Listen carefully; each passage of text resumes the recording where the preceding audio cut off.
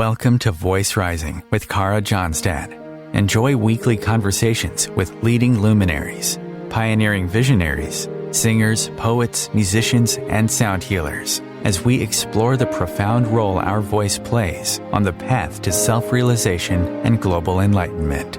The internationally acclaimed singer, composer, author, healer, recording artist, voice expert, creator of Voice Your Essence, and founder of the School of Voice, Kara Johnstad uses her extraordinary spiritual gifts to empower others. Everything in this world vibrates. Everything has a frequency. A pioneer in the field of voice work and transformational songwriting. Her breakthrough methods are helping thousands of people worldwide fine-tune their body-mind-spirit system and unlock the energetic frequencies of limitless creativity, health, and abundance. Share your voice, ask your questions, join in the conversation. Receive life-changing, positive transformation and rise together to create a sound world. And here's your host, Kara Johnstad. Hello, everybody. Today I am in studio with author and spiritual guide Anita Moorjani, who empowers hundreds and hundreds of thousands around the world to embrace harmonious health and a vibrant lifestyle by learning to truly love oneself in the face of all life's challenges. And today we're here to talk about Anita's brand new book, Sensitive is the New Strong, The Power of Empaths in an Increasingly Harsh World. Welcome, Anita, to Voice Rising. Thank you so much, Kara. It's a pleasure to be here and an honor. Thank you. So first of all, Anita, congratulations. You do have a brand new book, Sensitivity is the New Strong. And I would love to dive deeper into that subject on empaths, because I think there are many people that really are going to profit and are going to connect with all the wisdom that you share in the gifts that empaths and sensitives carry for our world. Shall we begin? Yes, please. Very beautiful. So let's just start in a very easy place. So when you were a little kid, did you sense that you were overly sensitive or very empathic, or did you just feel somehow different? I felt somehow different, but I didn't understand in what way I was different. So looking back now, I realize that, yes, I've been super sensitive, empathic, or I've been an empath, and also highly intuitive my entire life. But you know, we tend to assume that other people think the same way we do, but that's not the case. And I always had trouble fitting in. I didn't fit in at school. I didn't fit in my community, in my parents' culture. I just felt I didn't fit in anywhere my entire life. Yeah. And that's the beauty of your work and other people's work, is that once we start to name it a little bit better, we can also support children and other people to be able to tune in and realize that it's a gift, right? Being sensitive is a gift. It's not just that we're weird and misfits. We also have gifts to bring to the world. Anita, sorry, you open your book, and this I found so touching because I'm all about voice, and you open your book with the following lines. I'd love to read them if I may. May I read the lines that open the book? Yes, absolutely.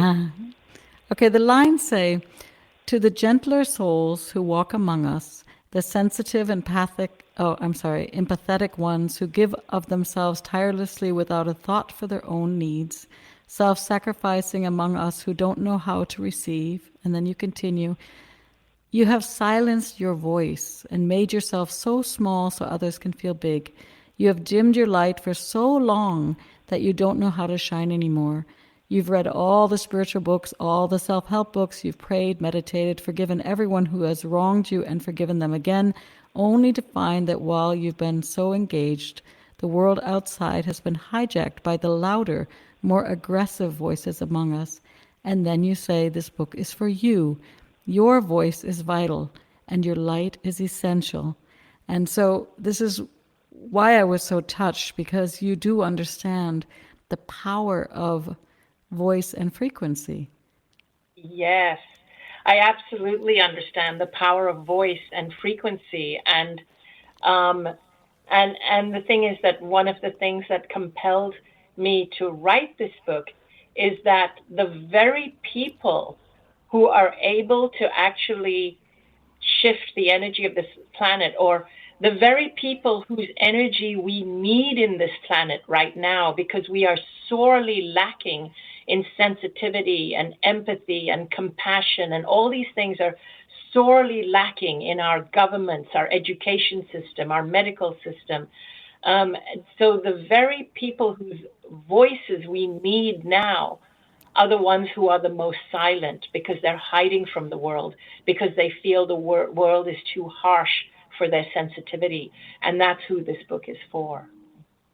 Yeah, it's so true. We truly need each and every empath and sensitive person to be strengthened in their voice and also in their gifts. So how do we know, if we're listening to the show, how do we know if we are empaths? Or you also make a distinction in the book between an empath and someone who's highly sensitive, or a sensitive person. Which qualities or personality traits does an empath have that might make us aware that we may too be an empath? So basically, an empath tends to absorb the feelings of the people around them without even realizing it. And so this is why it's important for an empath to realize that they're an empath, so that they can become aware that they have a tendency to do this. So basically, somebody can be highly sensitive and not be an empath. And so here's the distinction.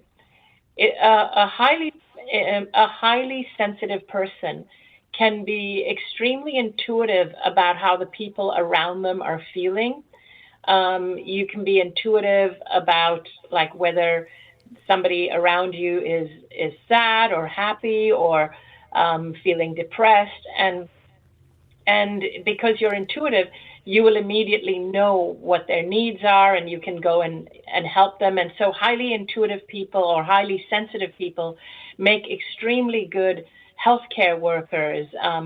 They're great nurses, they're great doctors, they're great healers, and because you kind of intuitively know what people need to feel better. Now, an empath has all of those qualities as well, but an empath goes one step further, where you not only know what the other person is feeling, but when you walk away, like let's say you leave the room, you are actually carrying that person's energy in your energy, and you may not be aware of it. So as an example, a highly sensitive person could be someone like a nurse or a doctor who is treating patients all day long, and then they can walk away feeling exhilarated that they did a great day's work in being able to fulfill other people's needs. An empath will walk away feeling completely depleted because they've actually absorbed the trauma of everybody that they've been treating that day. So that's kind of the difference between the two. Thank you. You spoke about it a little bit before. You said that we need these voices, and we need for the sensitive and empathic people to come into our politics, into our education, into our healing. And yet we also know at this time that we have a world that is in peril. We have mass shootings, we have a pandemic, we have a climate crisis. I mean, the list is very long. We watch the news, we see that there isn't the harmony needed for the gentle souls, and yet we need to bring them, to empower them more. So what do you suggest? We are given this conditioning that it's a dog-eat-dog world, that the survival of the fittest, that we have to kind of push through and hit each other on the head if we want to, be first.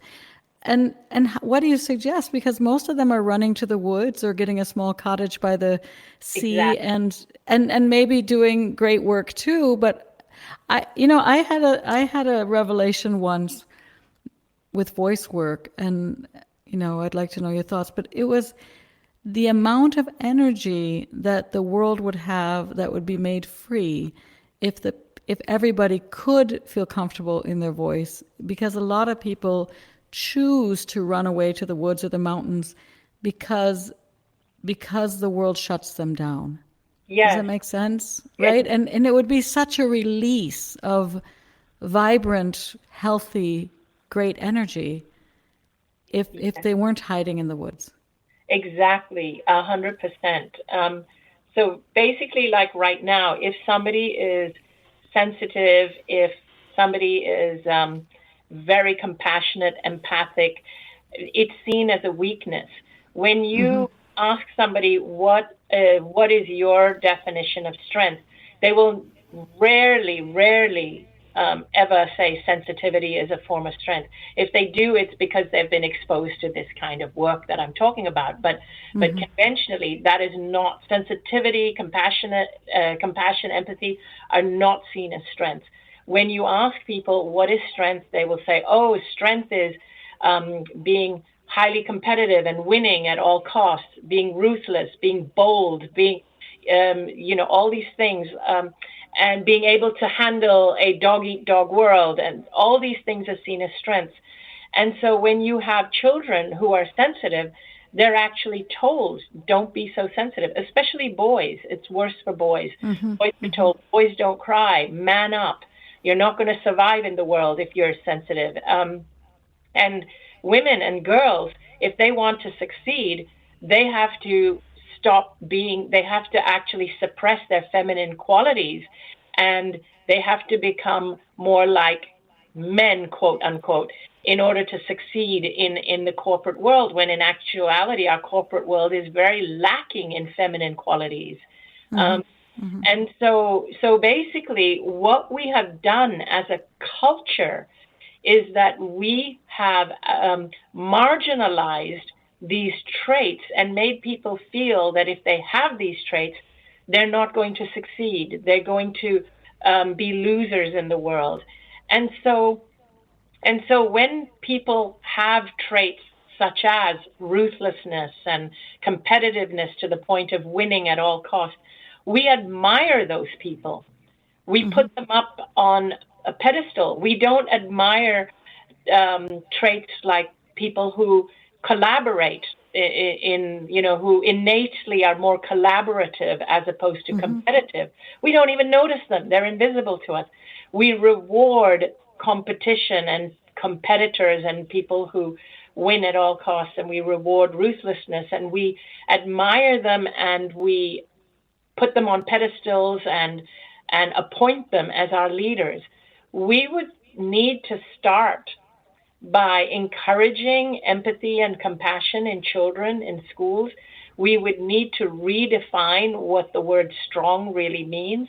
We would need to start saying that sensitivity is a very good thing. Compassionate is a very good thing. Empathy is a good thing. It is a sign of strength. And if you think about this, even before COVID, the direction that our world was going, we couldn't keep going the way we were going. We just couldn't. We would have self-combusted in some way or other. Think about what all our governments were doing, of all the major countries. They were spending all their money on nuclear weapons, warfare, and we basically spend way more money killing each other than we do feeding each other. That's the kind of mentality we have as a planet, as a culture, as a race, which speaks volumes about how unevolved we are. And we demonize things like compassion and sensitivity, saying, "Oh, those are weaknesses, and you'll never get ahead." And people who are weak finish last, and things like that. So, as we continue to do this, we are, as a culture, fostering a very aggressive, warmongering race of people. So we need to start by becoming aware that we are actually doing this, by teaching that to our children. We need to teach our children different values so that our future leaders will be different. And so it's just super interesting how really, like, one of the a universal understanding or law, whether it is by law, whether it is in spirituality, no human being has the right to take the life of another human being. You know, like even in spiritual terms, that is the worst thing you can do, is to take the life or cut short the life of another human being. And even legally, you cannot kill someone. If you killed someone or I killed someone, we would go to jail. Yet governments seem to be able to get away with training armies of young people in their country to go out and kill hordes of people in other alien countries. Who gives them the permission to do that? Like, how did they get any authority to do that, and from whom? We, the people, put them in power. And that completely goes against all our intrinsic spiritual values of any sensitive, empathic, compassionate person. And so these are the kinds of things that I bring up in people to make them think, and to make them think, wait a minute, maybe we need to make the world a little more pleasant for empathic people to have a voice. Maybe we need to start identifying empathy, compassion, sensitivity as strengths, because otherwise we would be at the brink of our own extinction. If we want to evolve as a race and as a species, we need to embrace compassion and sensitivity. I don't think that COVID was just a random thing that happened by accident. I think, like, there has been nothing that I know in history that has brought the whole world to its knees the way COVID has. And I believe it was almost like a divine intervention to stop us on our tracks, because we couldn't keep going the way we were. We just couldn't. As a planet, we were on the brink of our own self-destruction.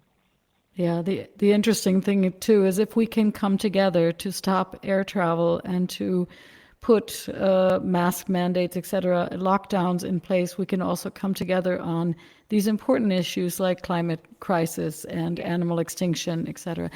Anita, we're going to take a very small break, and then we're going to be back with more of Anita Moorjani's newest book.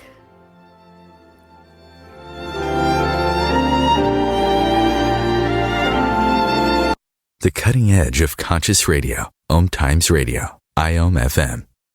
OMTimes magazine is one of the leading online content providers of positivity, wellness, and personal empowerment. A philanthropic organisation, their net proceeds are funneled to support worldwide charity initiatives via Humanity Healing International. Through their commitment to creating community and providing conscious content, they aspire to uplift humanity on a global scale.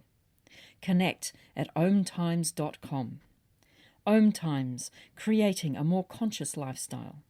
With happy clients all over the world, Kara Johnstad knows that your voice is the missing link to more authenticity, abundance, creativity, and health.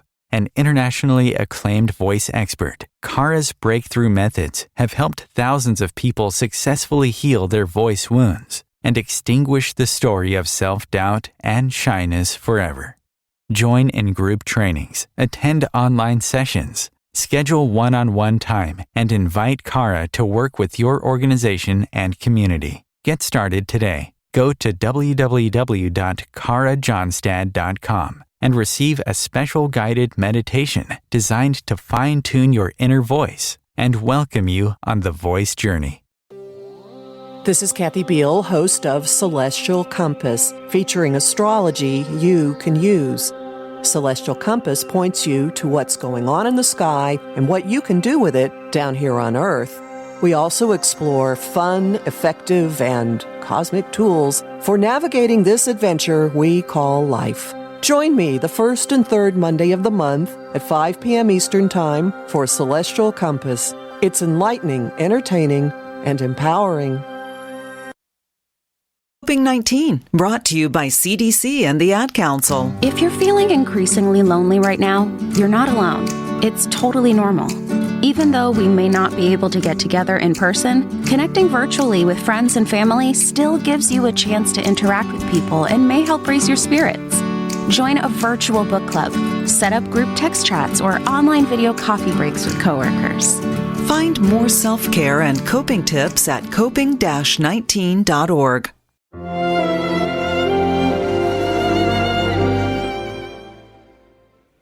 Welcome back to Voice Rising. I'm your host, Kara Johnstad, and with me in studio today is Anita Moorjani, author of the new book, Sensitive is the New Strong, The Power of Empaths in an Increasingly Harsh World.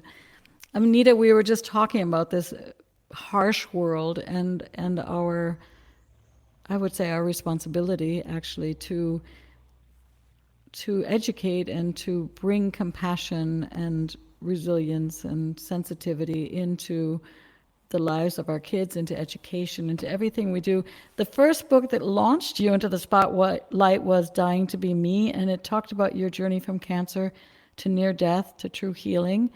And in this book, you always share with your audience that you learned profound lessons. And one of the lessons that you learned is that we are our pure essence and pure love and pure divinity, pure spirituality, and that we're so interconnected.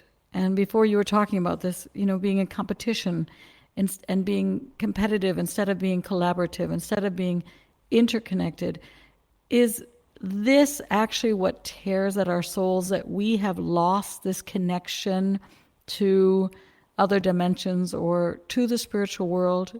If you go into a shopping mall, you don't really feel it, right? You don't feel, or I was saying to someone the other day on the show, it even starts at our dinner table. When we go to the supermarket, there are only one or two sorts of apples, and nobody has spots or nobody has a little wrinkle. Like everything is normed, the same size bananas, same size peppers, right? It's everything is kind of put into a box.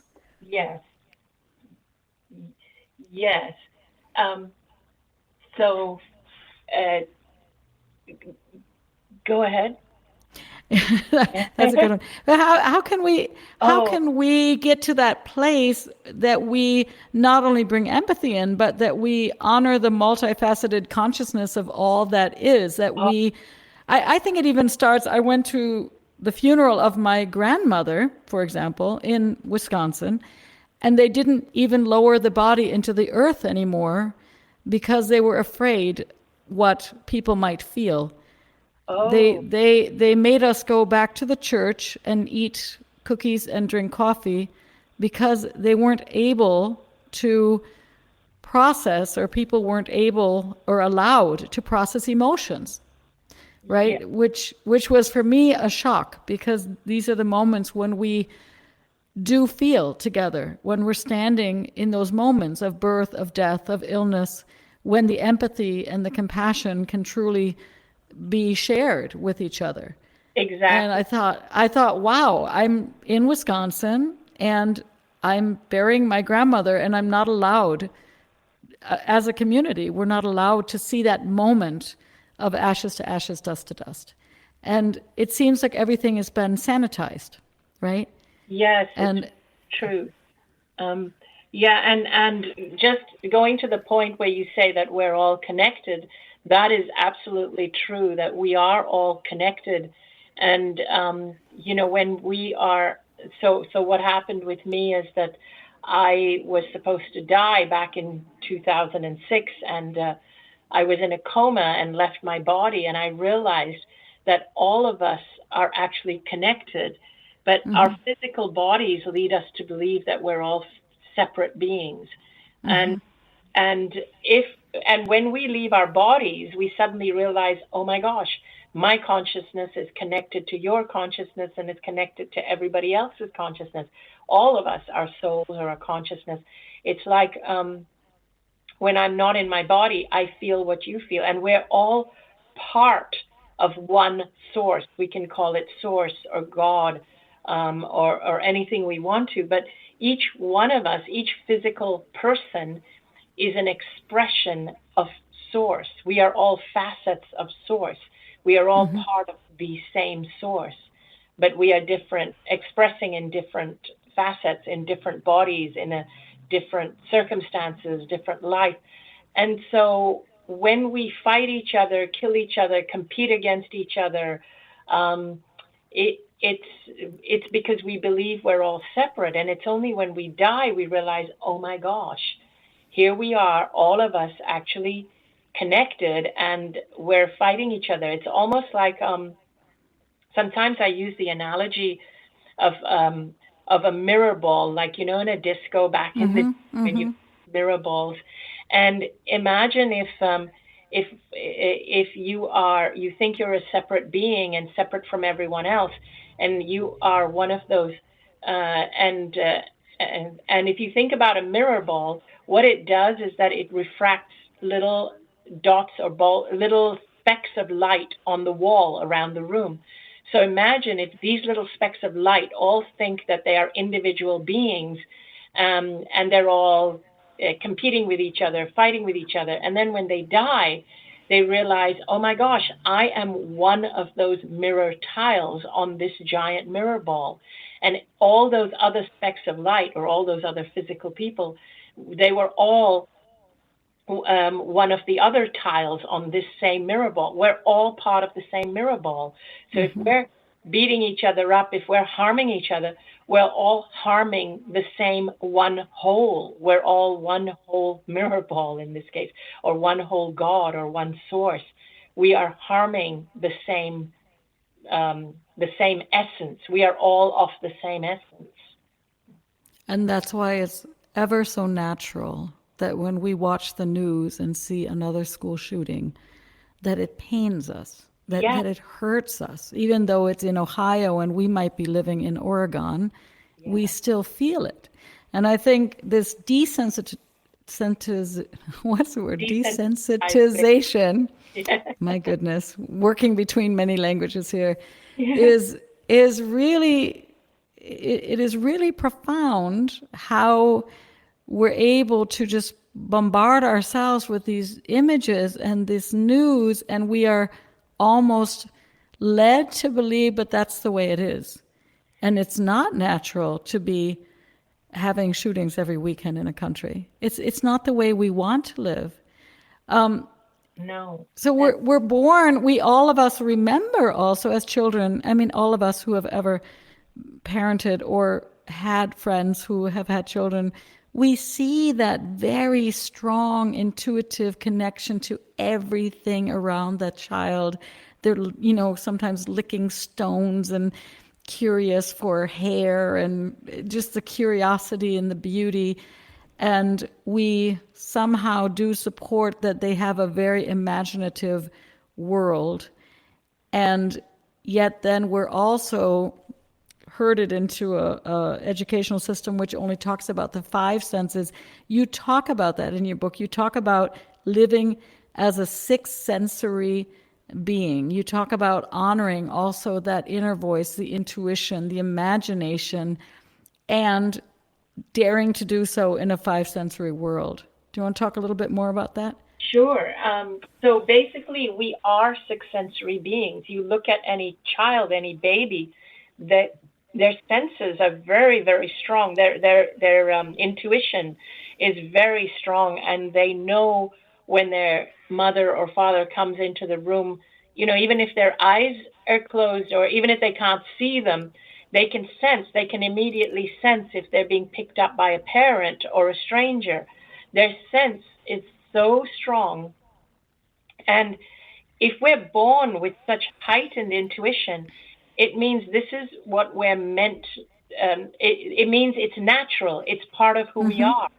And yet, for some reason, our world, our education just denies that sense. And if we continue to feel that sense as we grow up, if we try to hold on to it, we're told that we're weird, we're different, we're woo-woo, it's your imagination, you're crazy. And we're told this. And so then that's how we kind of stop listening to it, and we start to deny it.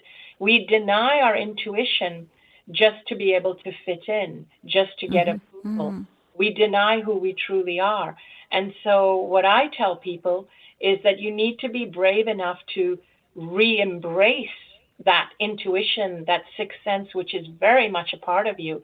And the reason why it's challenging to embrace it is because we live in a world that is created by people who believe we are five sensory beings, and it's created for five sensory beings. It's not created for people with intuition. And what's super interesting is that we are developing technology to compensate for the fact that we're not using our intuition. You know, like current technology is constantly trying to intuit things for us, trying to be, you know, like smartphones and so on. In actuality, we have the ability to do a lot of things that many of our devices do for us. And when animals show their intuition, we don't even question it. You know, I had a dog for many years who knew 5 minutes before I was going to walk in the door, even like, and this was, I was not in earshot. I was not within the realm of smell. I was like a mile away, but he knew I would walk in the door in 5 minutes, and he would park himself at the door and would be wagging his tail. And our animals do this. And there was a tsunami back in 2006 or something, a Boxing Day tsunami in Asia, off the coast of Indonesia, where when the tsunami hit, a lot of the hotels and resorts and tourist areas were really hit badly, and a lot of lives were lost. But what they noticed much later was that not many animals succumbed to it. And what they found was that the animals had actually moved to higher ground before the tsunami. So they knew it was coming. They sensed the tsunami and they moved to higher ground. And this is the kind of thing, if our animals can do it, we can do it. And we were born with this, but we have denied it and suppressed it. And when somebody says something like, oh, I sense this, we kind of go, oh, that person's crazy, or that's my crazy psychic aunt. And we make them feel like there's something wrong with them. And then we develop devices, technology to help us to be able to detect these things, which we innately have the ability to do already.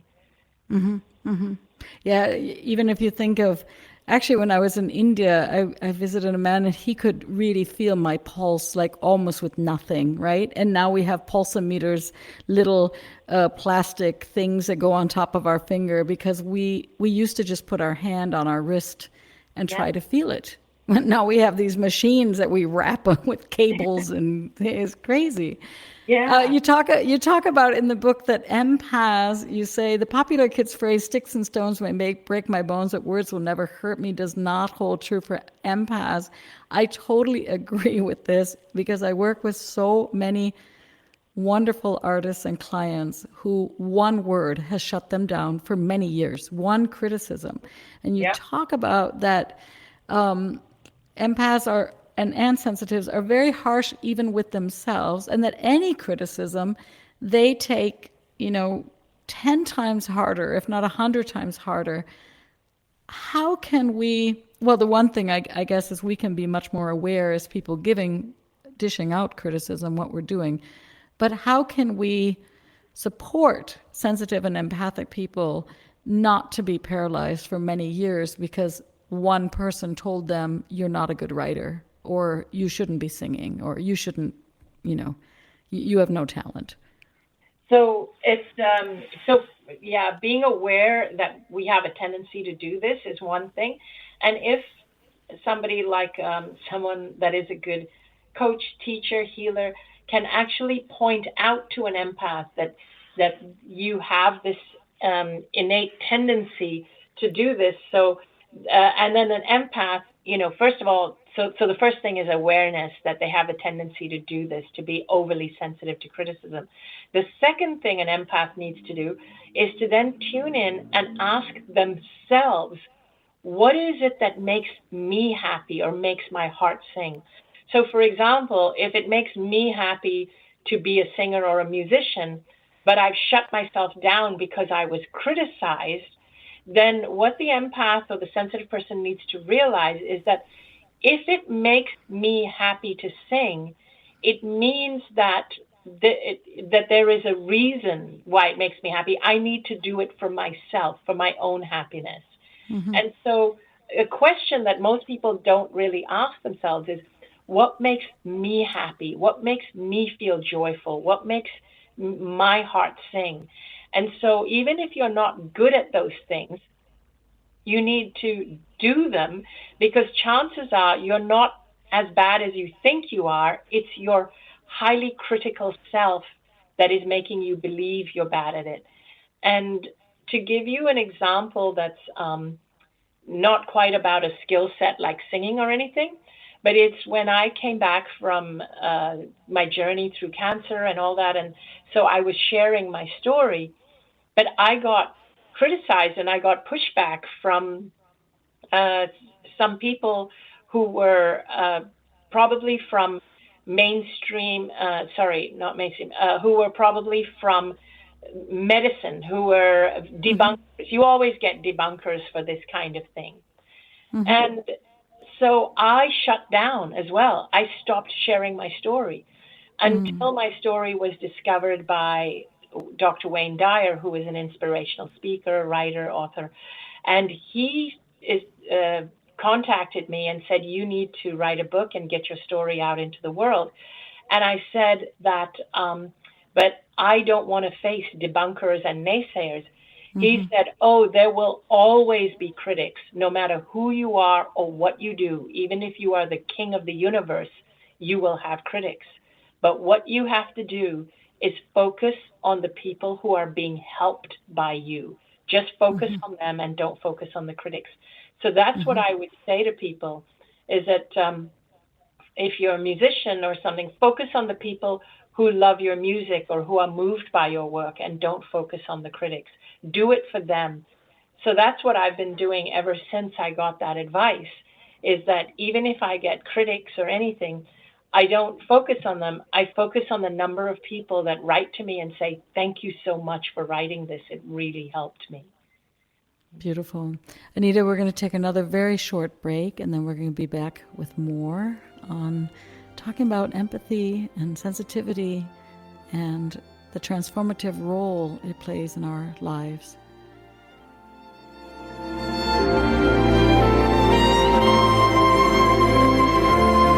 Bringing a more conscious lifestyle to your world. OMTimes Radio. IOM FM.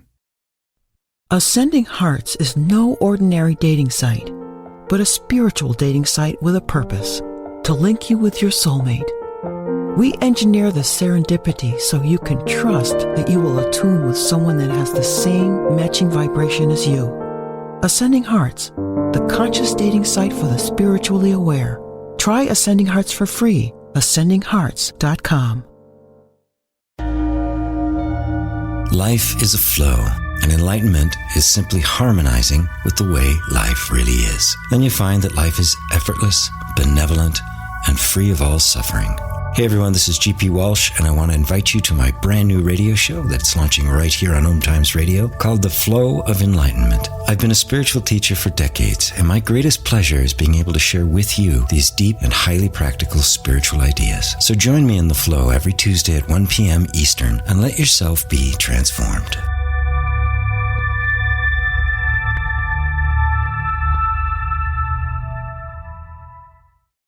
The United States has the highest rate of incarceration in the world. At the Equal Justice Initiative, we believe mass incarceration has to end.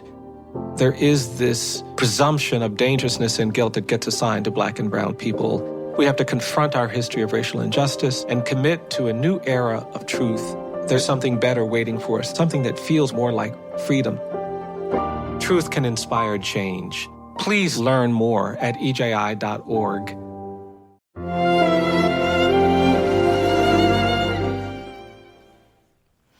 Hi, welcome back to Voice Rising. I'm your host, Kara Johnstad, and with me in studio today is Anita Moorjani, author of the new book, Sensitive is the New Strong. We were just talking about critics and criticism. You talk in your book, Anita, about the aversion to criticism that we naturally have as empaths has us leaning towards an addiction to approval, which is not always good, right? Yeah. Because sometimes we focus on the people that are really nourishing us and nurturing us, and sometimes we're so in need of approval that we end up, well, I guess I don't know if I want to say wasting, but we end up getting ourselves into situations which are not necessarily positive. Yes. So how are those two linked? The aversion to criticism and leaning towards the addiction to approval? Yeah, so because we have this aversion to criticism, we tend to lose ourselves. Sometimes we will avoid confrontation, and we have a tendency to not really express who we are, to be really afraid of, expressing our truth or our music or our talent or our skill. So we lose a part of who we are because we're so afraid of criticism. So empaths need to be aware that they have a tendency to do this. And then, as you say, on the opposite end, is that when we get approval, we feel safe when we get approval for an action. And maybe that action is something that doesn't serve us, maybe something that someone wants us to do to fulfill their agenda. It could be in a situation, if you imagine, even in a work situation where the boss wants you to do something that serves them, but it's not going to help you get ahead in your work or get a promotion. It's something that purely makes them look good. And so they keep praising you for doing that. And so you get stuck in that role because you're so addicted to that praise, to getting that praise, and you feel so safe in that role. But you're capable of so much more, but you're afraid to step out because you're afraid of the criticism, and you become so addicted to getting this praise that you stay in this safe role where you're always getting praise, and you never move on to become who you truly are capable of being if you spread your wings and took a risk with criticism. The other thing that it does, it sets you up for, is that when you become addicted to this criticism, again, let's say in this situation with your boss, and then let's say one day you become addicted to the praise, is what I mean. You become so addicted to the praise that this person is giving you, that one day this person is just having a bad day and they don't give you that praise. Immediately you feel, oh my God, what did I do wrong? How can I make it better? And you contort yourself to try to do it, like whatever it is that you're doing, your work, in 10 different ways to try and meet their approval. You'll stay late, you'll do this, you'll do that, just to try and win them, because you think it's because of you that they didn't give you approval today. But maybe they had a fight with their spouse or something, or, so that's the other downside of having an addiction to approval. And so I encourage people to work through all of these things, through different exercises that I offer, like learning to love yourself and doing something good for yourself every day, and taking small baby steps of allowing yourself to be who you are and showing yourself to the world, and so on. Yeah, you also talk about, there are two things that from my work, I just was sitting there and cheering and saying, yay, yay, she named it. The one was that when we're sensitive and empathic, and when we know that there's this oneness happening, it's very difficult when someone comes and says, you need to draw hard boundaries, or you need to put on tougher skin, or you need to, draw this line. Because we don't think in lines. So it doesn't really work for us. What I always tell people is you need to strengthen your frequency, which is exactly what you're doing with your work. And then you have this wonderful insight, which, again, I was applauding while having, sitting with your book on my balcony. I was like, yes, you talk about that empaths tend to be so in a way, in surrender, they get drawn also to the spiritual scene. But in the spiritual scene, we also know that there's a lot of, that's ego. Ego's negative. You need to overcome your ego. And ego is seen as something not good. And you make the difference, my language today, the differentiation, oh my goodness. Yes, good. So we'll work as a team. You feel what I want to. you feel what my tongue wants to do. You're very skilled in languages, so very. Yeah. Speak as many languages. So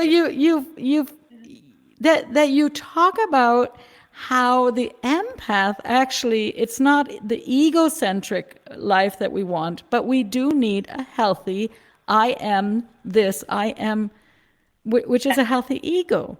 And I was so happy to read that. And I think it's going to help so many people that are sensitive and empaths to realize it's okay to say, I'm a writer, I'm a singer, I'm a doctor, I am. Yes. I am good at this. I am. It's okay. Yes. And I'm still spiritual, right? Exactly. Because one of the things I have noticed, and I notice it because this is how I was, is that empaths and sensitive people, even if we don't realize we're empaths and sensitive people, just by our nature, we are attracted to spiritual teachings.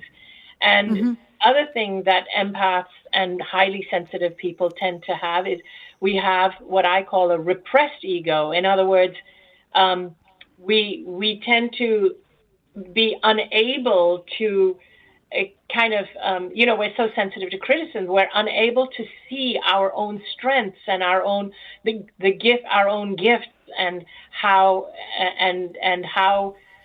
service oriented we are innately, and we can't see that in ourselves.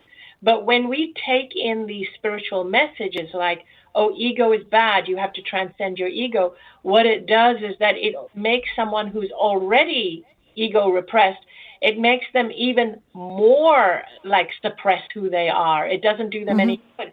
If it was up to me, if I'm a spiritual teacher teaching empaths, I would teach empaths to strengthen your ego and make it, to fortify it so that you develop a healthy ego. Being egotistical is different. Egotistical is when you only care about yourself and not anybody else and not the condition of the planet. You have no conscious awareness of anything outside of yourself and you only care about yourself. That's egotistical. But empaths are on the other end of the scale where they only care about everything else and what everyone else thinks and the state of the planet and being of service to everyone, but they don't think of themselves. You need to have a healthy ego where you think of yourself, you take care of yourself, you're good with your skills, so that you can then be there for other people and also for yourself. And so this is why I say for empaths, they need to embrace their ego. You need to empower yourself. The other kinds of spiritual messages are like, an empath innately is a giver. They love to give and do for other people. They are of service to other people, but they're terrible at receiving. So values like being told, oh, it's better to give than to receive, does not serve an empath, because an empath gives and gives until they become depleted. And so when an empath is attracted to spiritual teachings and the spiritual teachers are telling them things like this, it actually disempowers them. So I usually, and if I'm doing a workshop or something, I will make people take a test. I have a little empath test on my website. And if they score high that they are empaths, I realize that they need empowering messages. Like they need to be told, you need to embrace your ego. You need to learn to receive. You need to do it. So basically their messages are the complete opposite of mainstream spirituality. Yeah, and that is so very important. I think that is the takeaway for everyone who's listening. Go pick up the book, especially if you feel that you're sensitive or empathic. I think I scored 30 on your quiz in Which the is book high, somewhere. 30 out of 34.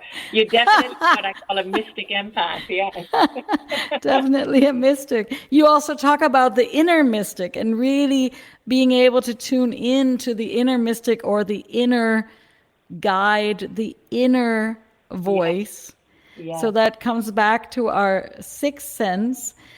What is your vision for this world? If is it true that 15 to 20% of the population is truly sensitive and empathic, and literally that we're biologically a little bit different? I think it is. So so a lot of like what's written in this book is my own insights and from the people in the classes I teach and so on. And so, but research has been done by people like Dr. Elaine Aron and Judith Orlov, and they do say, in fact, what they say is that about 20% are highly sensitive, but of that, only 2% are empaths. Now, I think it's a little more that are empaths, or at least I know I seem to be attracting a lot of empaths in my audience. Takes one to know one, right? Birds of a feather flock together. That's what they say. Yeah, that's it. Exactly. But I also think that as we make it more acceptable to be an empath, and we say that it is not a weakness, there's nothing wrong with you, then more people are coming out and admitting that they are.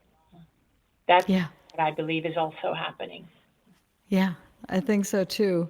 You do talk about, in a way, when we start to listen and unplug and tune into that inner voice, you talk about receiving downloads, and then you said something else very fascinating about the filters, that we have certain filters and masks that we keep up. And as soon as they get a little bit looser, we can actually hear that guidance coming through again.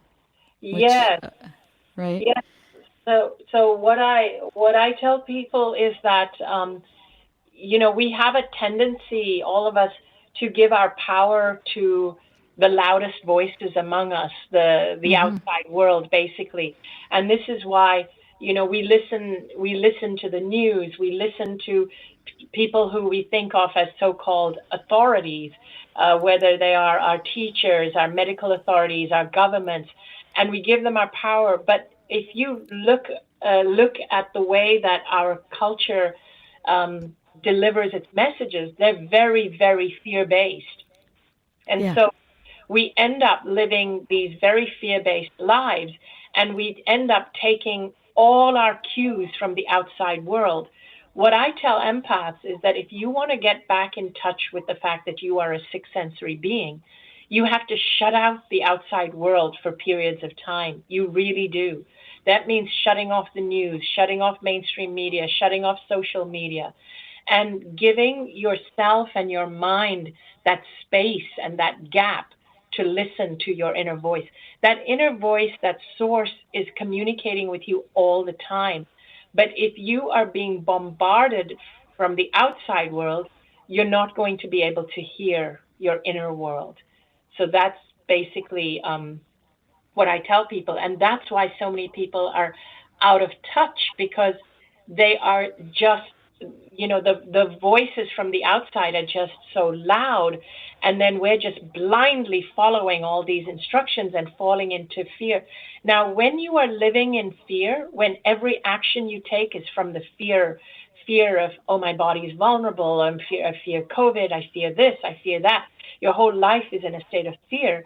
The fear is a very dense energy. It kind of creates like a filter around you. It's a very dense, heavy, lower energy.